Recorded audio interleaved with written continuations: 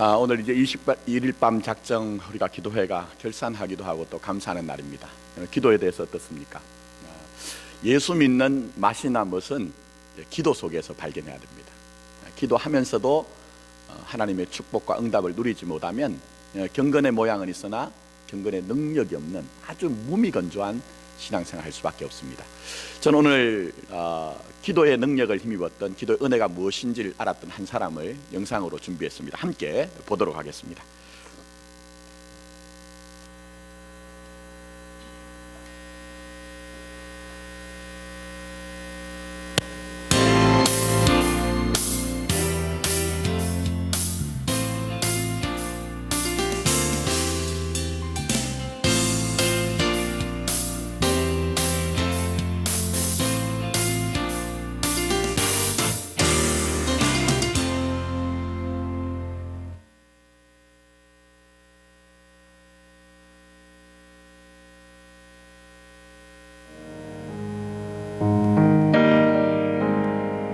(1809년) 미국 켄터키주 호젠빌의 한 농장 작은 통나무집에서 태어난 그는 초등학교를 9개월밖에 다니지 못했습니다. 사랑하는 어머니를 10살에 잃었고 그는 잡화점을 경영하다 파산했으며 그 빚을 갚는 데만 무려 17년의 세월이 걸렸습니다. 그는 주의회 의원 선거에서 낙선했고 상원 의원 선거에서도 낙선했으며 부통령 선거에서도 낙선했습니다. 대통령이 되기 전까지 무려 10가지 직업을 가졌습니다. 볼품없는 외모 때문에 사람들에게 놀림도 받았으며 사랑하는 자녀를 2명이나 먼저 보내는 아픔도 맛보았습니다. 그러나 그는 하나님의 마음에 합한 사람이었습니다. 어머니가 물려주신 성경을 귀히 여기며 성경 말씀대로 살려고 했습니다. 때론 가난과 실패를 경험했지만 그는 좌절하지 않았습니다. 그는 극한 상황에서도 여유와 유머를 잃지 않았으며 그를 정치적으로 적대시하는 사람에게도 정중히 그리고 공평히 대할 줄 아는 관용의 사람이었습니다. 그는 또한 기도의 사람이었습니다. 무엇보다도 하나님과의 만남을 귀히 여기며 백악관을 기도실로 만들며 성경 말씀대로 나라를 다스렸습니다. 피부색이 다르다는 이유로 고통받고 억압받는 흑인들을 보며 흑인들을 향한 하나님의 안타까운 마음을 알고 그들에게 자유를 주기를 원했습니다. 기도로 남북 전쟁을 승리로 이끌어 그는 노예들의 아버지로 불리고 있습니다. 남과 북 또한 피부 색깔로 분리될 뻔한 미국을 하나의 미국으로 만들었습니다. 그는 미국인이 가장 존경하는 역대 대통령 1위로 뽑혔으며 미국인들에게 예수님 다음으로 존경받는 인물로 평가됩니다. 우리는 그를 미국의 16대 대통령 아브라함 링컨이라 부릅니다.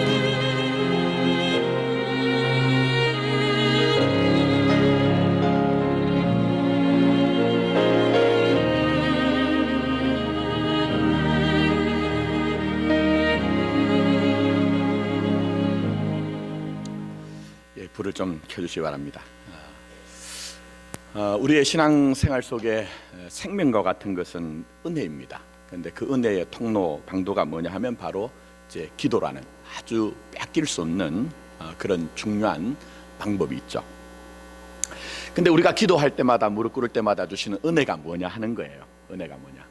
제가 안타까운 것 중에 하나는 많은 성도님들이 종교적으로 우리가 신앙을 이해한다는 겁니다.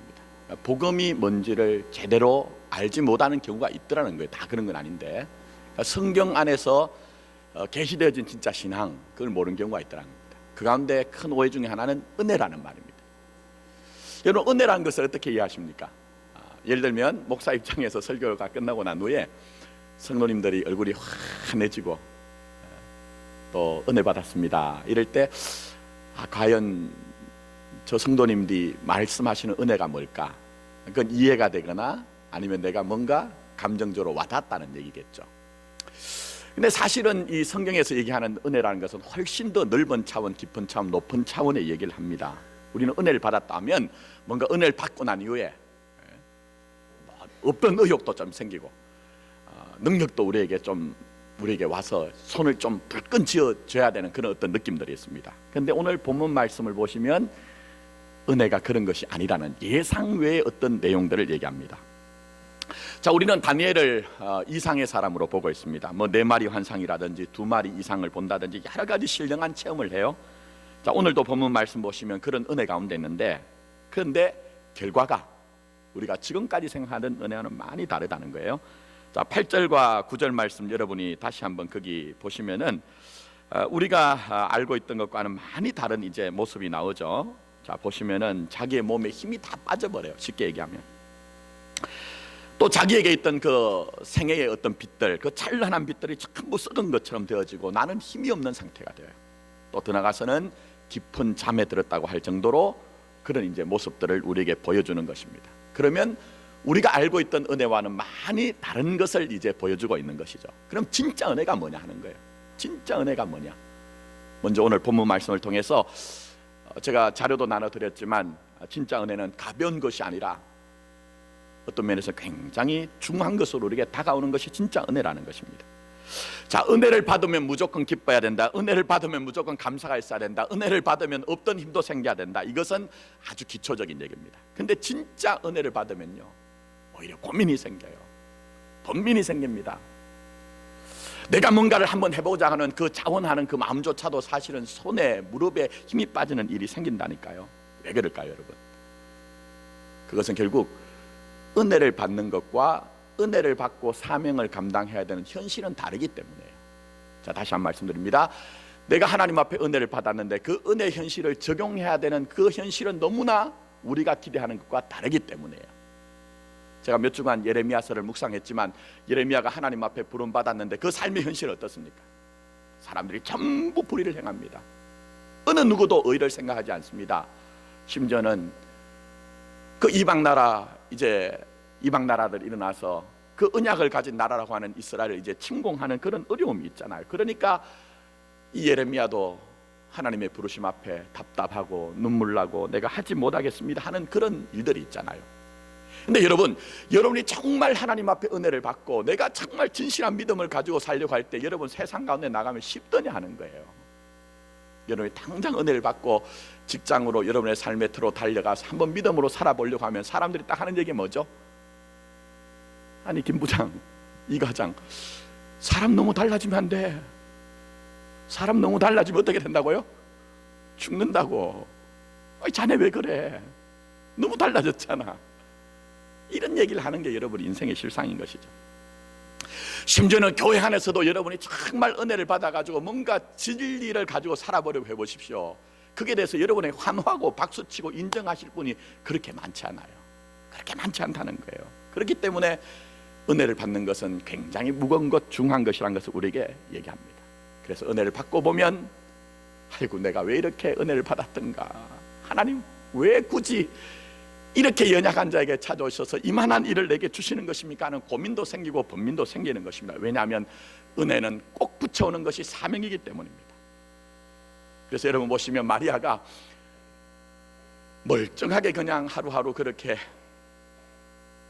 한 17살, 18살 정도 된 그런 소녀인데 자기 옆에 있는 다른 소녀들처럼 동무들처럼 그렇게 그냥 살았던 것 같아요. 물론 깨끗하게 진실하게 살았겠죠. 근데 어느 날 갑자기 가브리엘 천사가 와서 얘기를 하시길, 얘야 네가 은혜를 받았다. 은혜를 받았다. 그럼 좋은 일 생겨야 되잖아요. 근데 당황스러운 일이 생깁니다. 은혜를 받은 너에게 성령으로 말미암아 아기를 잉태할 것이다. 정신병력 같은 얘기죠. 이게 도무지 처녀의 몸으로 가당한가 하는 거예요. 그렇게 되었을 경우에 분명히 사람들에게 돌아올 비난과 조롱과 심지어는 짐승 쳐다보시지 볼 것이고, 더 나가서는 율법의 관례에 의하면 자기의 생명을 걸어야 되는 일이에요. 그러니 어떤 면에서는 제가 상상해 볼 때는 이 마리아는 그 가브리엘로부터 그 수태고지에 하나님의 은혜를 입었을 때 사실은 기쁘고 즐겁고 행복하기도 했겠지만 그 마음에 무거움이 있었을 것 같아요. 내가 이를 어떻게 감당할 것인가? 주님이 계집종은 너무 작은 종인데 주님 이것 감당할 수 있도록 주님 힘주십시오. 세상의 사람들의 조롱과 비난과 그런 것들 속에서 내가 흔들리지 않는 그 은혜를 내게 주십시오 하는 그런 고민도 있고 번민도 있었을 것 같아요. 또 더 나가서 여러분, 구약 성경에 많은 선지자들 가운데 호세아라는 사람이 있습니다. 아니 무슨 큰 죄를 지은 것이 아닙니다. 하나님 앞에 무슨 그런 하나님의 법도를 떠난 적이 없어요. 그런데 어느 날 갑자기 하나님이 은혜를 주시고 말씀을 주시는데 너 음란한 여인과 결혼해라, 너 문제 있는 여인과 결혼하라는 거예요. 그게 지금 가당한 말이냐 하는 거예요. 거기다가 더 심각한 얘기를 합니다. 그 여인과 결혼을 하고 난 후에 음란한 자식을 낳으라는 거예요. 여러분, 여러분에게 있는 내 자식 새끼가 사춘기가 되어가지고 그동안의 기대와 그동안의 소망, 때때로 여러분들 다 경험해 보셨잖아요. 아니 제가 왜 저러지? 그런 애가 아니었는데. 저도 요즘 그런 것들을 경험하고 있거든요. 근데 당황스러워요. 참 불편해요. 근데 하나님은 오히려 호세아에게 음란한 자식을 낳으라는 거예요. 근데 이것을 받아들이기가 쉽겠느냐 하는 거예요. 그래서 여러분 잘 보시면 성경에는 은혜를 받은 자들이 고민합니다. 번뇌합니다. 내가 과연 이 일을 감당할 수 있겠느냐 하는 그런 안타까움이 있습니다. 그런데 놀라운 것은 그 고민과 번뇌와 안타까움 속에서 피어나는 것이 진짜 은혜, 생명으로 그 일들이 되어지더라는 거예요. 그래서 여러분, 사실은 여러분 우리가 기분이 좋은 것, 그 은혜는요 반짝하는 은혜입니다. 어떤 면에서는요 가짜 은혜일 가능성이 높아요. 진짜 은혜는요, 그 은혜를 받았을 때 하나님 앞에 몸을 뒹굴면서라도 하나님, 내가 이 하나님의 은혜를 받았는데 이 사명을 내가 이게 감당할 수 있겠습니까 하는 그런 고민과 번뇌와 안타까움이 있더란 거예요. 근데 그 속에서 말씀 붙잡고 기도할 때마다 그 속에서 생명으로 피어나는 그 무거운 중한 것이 바로 진짜 은혜라고 우리에게 말씀하고 있는 것입니다. 저는 오늘 예배 가운데 있는 여러분들이 이런 진짜 은혜를 받기를 원합니다. 그래서 때로는 우리가 감당하기 힘들고 또 때로는 우리가 안타까움에 사로잡힐 때가 있지만, 그럼에도 불구하고 기도하면 기도할수록 내게 주시는 은혜의 공급함으로 말미암아 그 사명을 감당하는 우리 교회와 여러분이 되기를 예수님의 이름으로 축원합니다. 자, 한 가지 더 생각해야 됩니다. 그래서 두 번째로 진짜 은혜가 뭔가? 진짜 은혜는 하나님이 나를 섬겨주시는 것을 경험하는 거예요. 자, 뭐라고요? 하나님이 나를 섬겨주신 것. 여러분, 이런 말은 좀 들어보시지 않았죠? 우리 김 목사는 설교할 때마다 좀 이상하게 성경을 보는 것 같아요. 절대 그렇지 않습니다, 여러분. 자, 보십시오. 다니엘이 지금 하나님이 보여주신 환상과 이상을 보고 지금 여러 가지로 마음이 무겁습니다. 뭐 손에 힘도 빠지고 무릎도 꺾이고 도무지 내가 이것을 감당할 것인가 해가지고 완전히 어떤 면에서는 낙심해 있는 것 같아요. 자, 그런데 보시면 이 속에서, 이 안에서 하나님이 다니엘을 섬기기 시작해요. 자, 10절 말씀 보시기 바랍니다. 자, 거기 보시면은 뭐라고 기록되어 있습니까? 한 손이 있어 나를 어떻게 하셨다고요? 어루만지시기로. 하나님의 손의 역사가 있습니다. 나는 비록 무릎이 꺾여가고 내 손에 힘이 없고 도무지 내가 이를 어떻게 감당하겠느냐 한데, 그 순간에 그 절망과 낭만과 내 나약함을 발견하는 그 순간에 하나님의 손이 임해서 그를 터치하시고 만져주시면서 내 힘이 아니라 하나님의 힘으로 다시 한번 하나님의 소망을 바라보게 하는 거예요. 여러분, 교회와 성도가 뭘까요? 좀 급하게 말씀드리면 내 힘의 절망을 경험하는 거예요. 내 능력의 한계를 경험하는 거예요. 그러면서 그때에 중요한 것은 하나님의 손이 나를 어루만짐으로 말미암아 하나님의 힘과 능력으로 그 절망의 덩어리 가운데, 수렁 가운데 건져 나오고 빠져나오고 탈출하는 것이 바로 교회와 성도의 능력인 것입니다. 그래서 보시면 엘리야도 그렇잖아요. 중요한 일을 했는데 어느 날 갑자기 생명을 뺏는다 하니 어느 누가 떨지 않겠습니까? 그래서 북이스라엘부터 시작해서 거기에 머물지 않고 남유다까지 제일 밑에까지 브엘세바 광야까지 들어가잖아요. 그리고 그가 어떻게 합니까? 로뎀나무 아래, 사실은 로뎀나무는 아주 볼품이 없는 나무입니다. 그늘이 없어요. 그늘이 얼마나 지쳤던지, 좀 나무 그늘이 많은 거대한 나무를 좀 찾아가면 좋겠는데 너무 지쳤던지 항상 그 로뎀나무 아래 그 고개를 쳐박고 얼굴을 쳐박고 그게 쓰러진 거 아닙니까, 여러분? 근데 그때 어떤 역사가 있습니까? 하나님이 그를 만지시잖아요. 그를 어루만지시잖아요. 진짜 위로는 그때 임하는 거예요. 진짜 소망은 그때 발견되는 거예요. 내가 내 지식과 내 경험을 가지고 뭔가 계획하고 판단하고 잘 되어질 때가 아니라 내 힘의 한계와 내 지식의 한계를 느낄 때 하나님 나는 두 손 두 발 들고 아무것도 하지 못하겠습니다 할 때 그때 하나님의 손이 여러분을 어루만지시는 역사가 진짜 우리에게 위로와 소망이 되는 것입니다. 그게 바로 하나님의 섬김입니다. 여러분, 오늘 집사님 기도하셨지만 여러분 우리가 힘든 과정 거쳐가고 있잖아요. 누가 안 힘들다고 하겠습니까? 그러나 그 가운데 분명히 하나님께서는 이 다니엘처럼 엘리야처럼 여러분을 만지시는 역사가 있을 것입니다. 들어서 말씀을 보시기 바랍니다. 10절 하반절 보시면 그가 내 무릎과 손바닥이 땅이 닿게 일으키시고 일으켰다고 얘기를 하고 있어요. 또 11절 말씀 보시면 은총을 크게 받은 사람 다니엘아 내가 내게 이르는 말을 깨닫고 어떻게 하라고요? 일어서라는 거예요. 이제는 어루만지시는 것뿐만 아니라 일어서자는 거예요. 내가 비록 내 삶의 현실 속에서 무릎이 꺾여질 수밖에 없고 때로는 내가 깊은 수렁 가운데 사망의 음침한 골짜기에 있을지라도 결국은 주님이 주시는 말씀으로 말미암아 다시 한번 일어서라는 거예요. 굳세게 한번 일어서라는 거예요. 여러분, 그게 바로 하나님의 섬김입니다. 그게 바로 우리를 향한 하나님의 섬김이라니까요, 여러분. 그래서 제가 거기 기록지를 보시면 종이를 한번 보시면 시편 37편 24절 말씀을 기록해 놨습니다.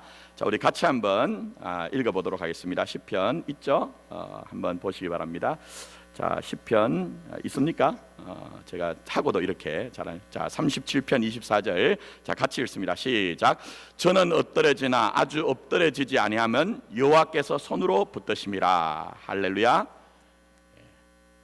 우리는 비록 비루하고 초라하고 쓰러지고 넘어진다 할지라도 주님이 우리에게 오셔서 그 사랑의 손길로 만져주시고 일으켜 주시는 것이죠. 자, 잠언 24장 16절 자 같이 한번 읽습니다. 시작. 대저 의인은 7번 넘어질지라도 다시 일어나리와 악인은 재앙으로 인하여 엎드러지느니라. 할렐루야. 여러분, 7이란 숫자는 성경적으로 완전수예요. 완전히 절망했다는 거예요. 완전히 넘어졌다는 거예요. 자기 스스로는 일어설 수가 없다는 거예요. 근데 의인은 누가 의인입니까? 이사야 선지자는 이미 우리가 가진 의라는 것은 전부 다 누더기와 같은 의래요. 상대적인 의래요. 도토리 키재기 하는 거래요. 그러면 누가 의인입니까? 우리 주님이 주신 의를 아는 자들, 우리 주님 주신 의를 믿는 자들. 그래서 오직 의인은 뭐로 산다고요? 믿음으로 말미암아 살리라. 그 믿음으로 사는 자들, 그 사람들은 세상의 사람들이 볼 때 그 7번이 전부 넘어지고 절망해서 도무지 일어날 수 없다고 하는 그 증형에 주님 주신 믿음 가지고 일어서더라는 거예요. 저는 무릎이라도 일어나서 주님이 가라고 하신 그 길을 기치로 푯대로 삼아서 걸어가고 달려가던 것이 바로 믿음을 가진 사람이더라는 거예요. 여러분, 그게 어떻게 가능합니까? 하나님이 여러분을 섬겨주심으로 가능한 거예요. 나는 나 스스로 일어설 수 없는데 나를 일으키시는 그 주님의 손을 붙들 때 가능한 것입니다. 오늘 여러분의 삶이 그렇게 일어서는 여러분의 삶이 되길 원합니다. 자, 더 나가서 18절 보시면 나로 강건하게 하여, 19절을 보시면 하나님이 강건하라 강건하라 얘기하세요. 또 19절 끝에 보면 내가 곧 힘이 나서 이렇게 얘기합니다. 우리가 이미 봤지 않습니까? 다니엘이 지금 힘을 다 소실했어요. 이유는 두 가지입니다. 하나는 전쟁의 소식, 그걸 이제 보게 된 겁니다. 자, 그 다음에 두 번째는 어미하신 하나님의 영광을 보니까 너무나 초라한 나 자신을 보니까 힘이 다 빠져버린 거예요. 근데 중요한 것은 이 순간이 중요합니다. 여러분, 이 순간이 중요해요. 세상의 사람들은요, 자기 힘이 빼앗기고 상실되면 그때 결론을 냅니다. 끝, 안 된다, 포기하자. 근데 우리는 우리의 힘과 능력의 그 끝 지점에서, 우리의 지혜와 지식의 그 끝자락에서 뭘 발견합니까? 주님을 발견합니다.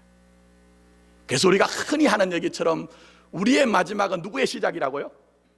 하나님의 시작이라는 말이 있잖아요. 여러분, 내 지식과 내 경험과 내 능력이 전부 안 되어진다고 생각하는 그 순간에 하나님이 우리를 새롭게 하시더라는 거예요. 강건하게 하시고 힘을 주셔서 다시 일어서게 하실 뿐만 아니라 여러분이 주신 그 고유한 삶의 의미와 가치와 사명을 감당하게 하더라는 것입니다. 그래서 스가랴서 4장 6절 말씀 우리가 잘 아시죠? 이는 힘으로도 되지 아니하고 능으로도 되지 아니하고 오직 나의 뭐로 된다고요? 영으로 신으로 성령으로 되느니라고 말씀하신 거예요. 혹 우리 가운데 이 다니엘처럼 답답한 일을 당하신 분 계십니까? 도무지 내가 일어설 수 있을까 하는 그런 절망감 가진 분 계세요? 내가 그동안 소유하고 있던 그 지식과 지혜와 경험에 무력함을 느낀 분 계십니까? 괜찮습니다. 괜찮습니다. 그 지점에 이미 하나님은 여러분을 위해서 예비해 놓으신 하나님의 큰 은혜가 있습니다. 우리를 어루만지시고 우리를 다시 한번 일어서게 하시고 우리에게 힘을 주셔서 분명히 우리 교회와 여러분의 삶을 새롭게 하시는 그 하나님의 은혜가 분명히 우리 가운데 있는 것입니다. 이제 말씀을 맺습니다. 자, 그러면 문제는 이거예요. 아니, 다니엘에게 이런 일이 분명히 있는데 어떻게 하면 우리도 이렇게 될 수 있느냐 하는 거예요. 오늘 하나님이 우리에게 주시는 말씀이 있습니다. 자, 오늘 본문 말씀 한번 보시면서 1절부터 3절까지 우리가 다시 한번 이 하나님의 은혜의 은혜됨을 알고 하나님의 성김을 어떻게 우리가 좀 경험할 수 있을까, 이것을 이 본문을 통해서 좀 살펴보도록 하겠습니다. 자, 1절부터 3절까지 여러분에게 단단히 박힌 목처럼 이 언약의 말씀을 여러분이 인정하시면서 같이 우리가 또박또박 한번 읽어보겠습니다. 같이 읽습니다. 시작. 바사왕 고레스 제3년에 한 일이 벨드사살이라 이름한 다니엘에게 나타났는데 이 일이 참되니 곧 큰 전쟁에 관한 것이라. 다니엘이 이 일을 분명히 알았고 그 환상을 깨달으니라. 그때 나 다니엘이 세 일의 동안을 슬퍼하며 세 일에가 차기까지 좋은 떡을 먹지 아니하며 고기와 포도주를 입에 대지 아니하며 또 기름을 바르지 아니하니라. 할렐루야. 이 안에 여러분 영적인 비밀이 보여지십니까? 정말 내 인생에 감당할 수 없는 하나님의 그 사명도 감당할 수 있고, 걸어가는 걸음걸음마다 아버지 하나님이 나를 섬김을 받을 수 있는 그 은혜를 발견하셨습니까? 오늘 기도입니다. 기도가 우리에게 유일한 비결이라는 거예요. 자, 오늘 본문의 비결 이제 결론 내리면서 조금 배경을 말씀드릴게요. 유다 민족이 하나님 앞에 범죄했을 때에 그들 하나님의 징계와 심판을 받아서 바벨론 포로로 끌려갑니다. 그리고 나는 바벨론도 하나님 앞에 몽둥이와 막대기로 쓰임받은 자기들이 마치 주인인 것처럼 행세를 했다가 결국 하나님이 이 바벨론조차도 바사라는, 페르시아죠, 바사라는 왕국을 일으켜서 이제 심판하고, 그 다음에 하나님이 예정하신 바 된 그 고레스 왕이라는 사람을 일으키셔서 그 고레스 왕이 칙령을 내려서 유다 백성이 이제 돌아오게 됩니다. 그게 우리가 잘 아는 느헤미야와 에스라서에 나오죠. 1, 2, 3차에 걸쳐서. 근데 돌아왔습니다. 근데 문제는 오늘 우리의 삶에도 마찬가지지만 정말 믿음으로 살아보려고 하면요, 당장 수월치는 않아요. 오히려 여러분 대적하고 방해하고 여러분에게 정말 그 일을 되지 않게 하는 일들이 먼저 생긴다니까요. 그래서 이들이 돌아와서 이제 귀향을 하고 2년쯤에 이제 어떤 일이 있냐, 성전을 재건해야 되는데 그 일에 대한 방해하는 일들이 자꾸 생기는 것입니다. 그래서 오늘 이 다니엘이 이 민족의 현실을 생각하면서 지금 이제 신령한 거룩한 근심이 생긴 거예요. 근데 이제 환상을 보게 됩니다. 근데 우리가 아는 것처럼 자기 나라와 민족을 향한 전쟁의 소식과 그 의미하신 하나님의 영광을 보니까 도무지 감당이 안 되는 거예요. 근데 중요한 것은 오늘 말씀 보시면 이 다니엘이 뭘 했을까요? 말씀 보시면 세 일에 동안 금식하며, 완전한 금식은 아닙니다. 말씀을 보시면 좋은 떡을 먹지 아니하며 고기와 포도주를 입에 넣지 아니하고 기름을 바르지 아니하면서 그 가운데서라도 기도를 하는 거예요. 결론 말씀드립니다. 여러분, 그냥 가짜 은혜 말고 나를 나대게 하고 은혜의 은혜됨을 알게 하는 그 하나님의 세계를 하는 그 무거운 여러분 은혜를 아시겠습니까? 어떻게 할 수 있을까요? 여러분이 기도할 때 할 수 있다는 거예요. 정말 기도할 때만 할 수 있다. 그리고 여러분, 광야 같은 이 세상에서 정말 이 시대가 얼마나 믿음으로 살기가 힘듭니까? 여러분 그렇지 않습니까? 당장 이제 오늘 이 주일이 끝나고 주일날 여러분이 직장과 사업터로 여러분의 삶의 자리로 가면 녹록지는 않을 거예요. 그때 때로는 실망할 때도 있겠죠.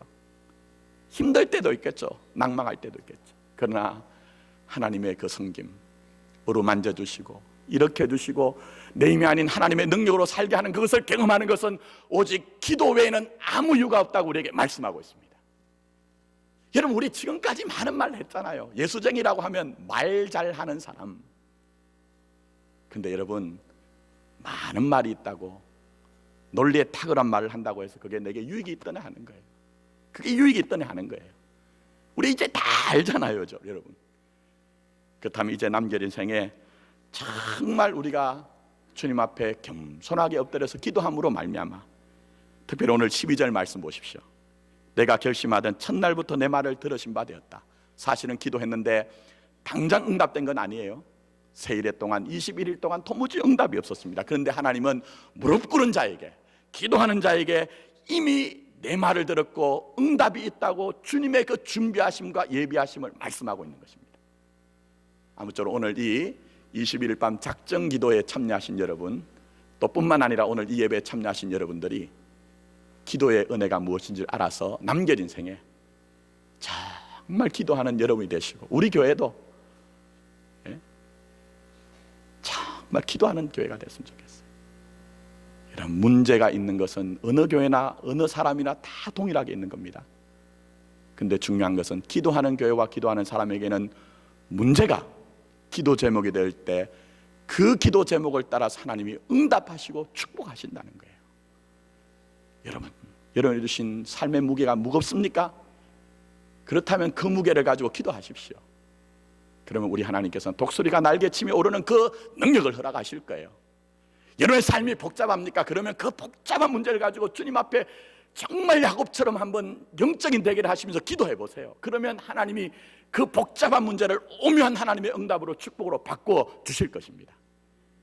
이런 은혜가 저와 여러분들의 있기를 예수님의 이름으로 축원합니다. 아멘. 오늘 이 시간은